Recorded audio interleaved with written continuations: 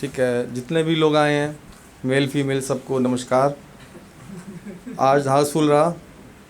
वैसे मैं stand up करता हूँ और बाकी जैसे बाकी स्टैंड अप आए जिन्होंने अपना अपना कर्तव्य निभाया, तो मैं किसी और तरीके से कुछ चीज़ बताऊँगा और एक कविता भी सुनाऊँगा। कोशिश करूँगा कि मैं बिना मतलब कुछ भी उल्टा सीधा बोले बेस्ट करूँ, किसी को मैं ऑफेंड ना करूँ और प्रैक्टिकल चीज़ पे जाऊँगा। मैं पहले मैं एक छोटा सा स्टोरी सुनाऊँगा फटाफट। ये बात लॉकडाउन की है। आपको पता होगा लॉकडाउन के अंदर सभी लोग लॉकडाउन लगने के बाद में जहाँ थे वहाँ फंस के रह गए थे। तो ऐसे ही मेरा एक दोस्त था, वो मेरे साथ काम करता था। तो लॉकडाउन से पहले वो मुंबई गया और मुंबई जाने के बाद मुंबई में फंस गया वो। उसके बाद क्या हुआ कि लॉकडाउन खुला, एक साल हो गया, उसने वहाँ से जॉब छोड़ दी। मेरे पास उसका नंबर था पर उसके पास मेरा नंबर नहीं था। तो मैं अपने ऑफिस में बैठा था, तो मैंने ऐसे ही टाइम पास के लिए मैंने लिख दिया और क्या हाल है। तो उसको एकदम से क्यूरियोसिटी हुई कि क्योंकि मैं जो है कभी अपने डीपी लगाता नहीं हूँ, ठीक है ना। मैं फीमेल की डीपी लगाता हूँ, वो भी स्वर कोकिला लता मंगेशकर की। अब तक वही डीपी चल रही है मेरी। एक रिगार्ड होता है ना थोड़ा सा। तो जैसे ही मैंने उससे पूछा तो उसको लगा कि प्रैक्टिकल जो बता रहा हूँ, प्रैक्टिकल जो होती है लाइफ में हमारे, उसको लगा कि मतलब ये मतलब डीपी में लड़की है, मतलब लता मंगेशकर जी हैं, तो किसी लड़की की डीपी होगी। तो उसने बोला कौन। अब वहीं से मेरी बर्बादी शुरू हो गई। मैंने मजाक में बोल दिया आई एम नैन्सी। नैन्सी जैसे मैंने उसको बोला, मुझको ऐसा लगा कि भाई अब तेरा ना मेल बनने के दिन ख़त्म हो गए हैं, अब तू चेंज होने वाला है। हमारी बात शुरू हुई, मैंने मजाक में शुरू की थी बात, वो चलता चला गया। बात शुरू हुई 2 बजे, 11 बजे तक उसने मुझे सोने नहीं दिया, 12 बजे तक और सोने नहीं दिया।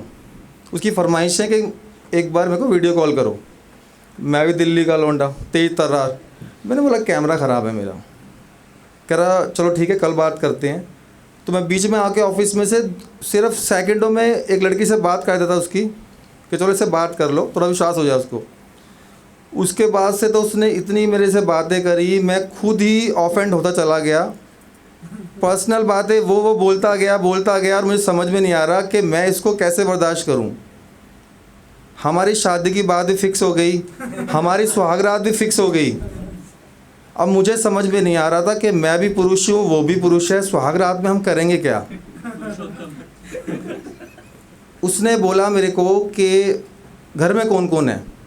अब मैं भी तेज, मैंने बोला देखो छोटा भाई पढ़ता है फर्स्ट में, पापा बॉर्डर पे जाते हैं, सीआरपीएफ में है, मम्मी मंदिर गई है।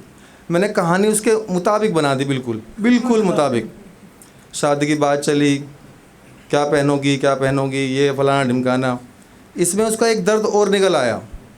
बोला देखो मेरी तो सेटिंग हो गई है नैन्सी तुमसे, अब एक मेरा दोस्त और है यार, उसका भी कुछ भला हो जाए, मैं भी दिल्ली का। मैंने बोला ठीक है, मेरी भी एक फ्रेंड है, उससे बात करा देता हूँ। अब वो दोनों मूर्ख, मतलब हवस के पुजारी कह लो, कुछ भी कह लो, वो मुंबई से टिकट करा के रियली में आगे गुड़गांव में। मैंने एड्रेस दिया, सब कुछ बताया। जब वो पहुँचे उसके बाद मैंने उनको ब्लॉक कर दिया। ये उनके लिए जैसे यहाँ पे आशिक बैठे हैं बहुत सारे, कुछ आशिक ऐसे होते हैं बोलते नहीं हैं, वो ढूंढते हैं डीपी के माध्यम से कोई टकरा जाए। अब मैं आपको एक बहुत ही बेहतरीन अपने हिसाब से बोल रहा हूँ, जज आप लोग करेंगे। अभी बातें हुई लैला मजनू पे, ठीक है, कुछ ऑकवर्ड भी हुई है ना, अपना अपना सेंस है सोचने का, ठीक है। लेकिन मैं कोशिश करूँगा मैं उस पर ना जाऊँ। मतलब आए हो आप, इतने लोग बैठे हैं, मेरा ये मतलब सौभाग्य है कुछ अच्छा बोलूँ मैं। तो मेरा शीर्षक है बाप यानी फादर। सब ने कहा लैला मजनू के बारे में कहा, सब फूके हुए हैं, फलाना ढिमकाना, सब बातें हुई, सब ने अच्छा करा। इन्होंने भाई साहब ने देशभक्ति करी तो रोंगटे खड़े हो गए, बहुत अच्छा किया। बेसिकली क्या है कि हम सबके बारे में सोचते हैं, बहनों के बारे में, मम्मी के बारे में, छोटे भाई के बारे में, लेकिन बाप के बारे में नहीं सोचते कोई। तो कोशिश करी थी मैंने, आप थोड़ा मेरे को सुनेंगे तो अच्छा लगेगा मेरे को। मेरा शीर्षक है बाप यानी फादर।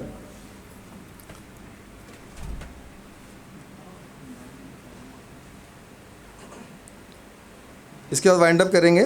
बहुत अच्छा दिल से लिखी हुई चीज़ें हैं। कुछ चीज़ें लाइफ में क्या होता है महसूस होती हैं जब हमारे पास में वो नहीं होते। कुछ चीज़ें ऐसी होती हैं, हमारे पेरेंट्स चले जाते हैं, ठीक है ना, उसके बाद हमें यादें आती हैं। तो इसके माध्यम से बता रहा हूँ,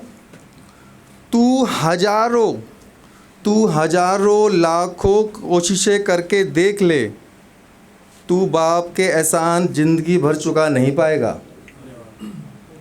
तू हजारों लाखों कोशिशें करके देख ले, तू बाप के एहसानों को ज़िंदगी भर चुका नहीं पाएगा। बाप तो वो दरिया है जो हमेशा औलादों की खातिर गहरे से गहरे समंदर में हंसते हुए उतर जाएगा।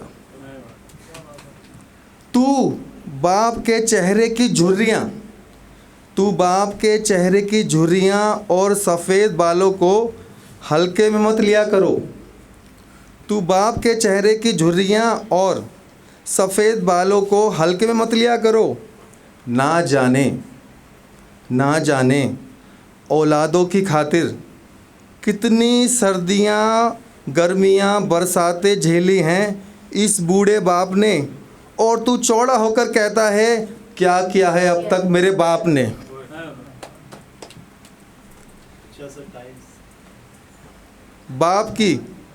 कभी बाप की टूटी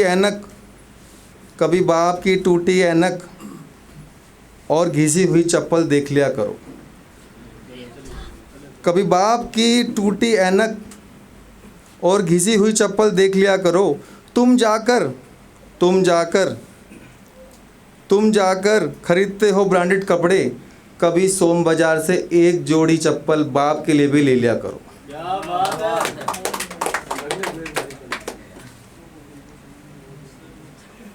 बाप के फ़ोन में आउटगोइंग नहीं होती, बाप के फ़ोन में आउटगोइंग नहीं होती। बाप को तो सिर्फ औलादों की सुनने की आदत होती है।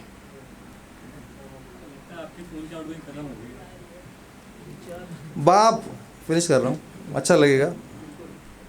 बाप जब बाप बनता है तो उसकी अपनी फरमाइशें और ख्वाहिशें बेमौत मर जाती हैं। बाप जब मर जाता है तब जाकर उसकी अनकही अनसुनी बातें मन को पूरी ज़िंदगी दुखाती हैं। तू जी अपनी ज़िंदगी अपने हिसाब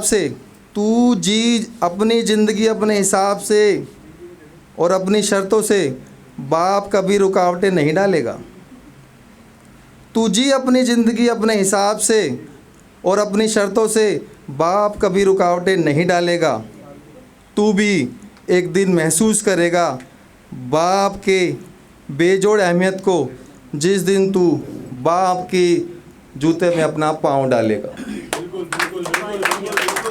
लास्ट में, बाप का होना किसी खजाने से कम नहीं, बाप का होना किसी खजाने से कम नहीं।